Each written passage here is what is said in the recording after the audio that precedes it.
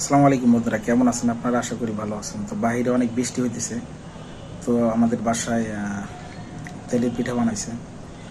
দেখেন কত সুন্দর, খুব সুন্দর হয়েছে। তো মনে চাইতেছে পুরি খাওয়ার জন্য। পুরি থেকে আর তো এটা আরও ভালো হবে, তেলের পিঠা। আপনারা কে কে পছন্দ করেন জানাবেন। তো আসলে খাই দেখি। বিসমিল্লাহ। আলহামদুলিল্লাহ, খুব সুন্দর হয়েছে।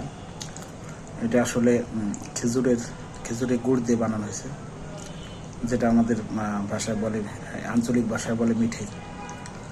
তো এটা দিয়ে বানানো খুব ভালো। চিনি থেকে খেজুরের গুড় দিয়ে বানানো পিঠে খাওয়া ভালো।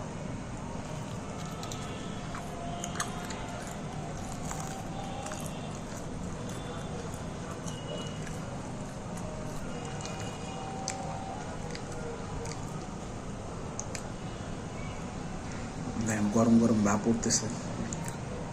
কিছুক্ষণ আগে বানানো হয়েছে, এখনো গরম আছে।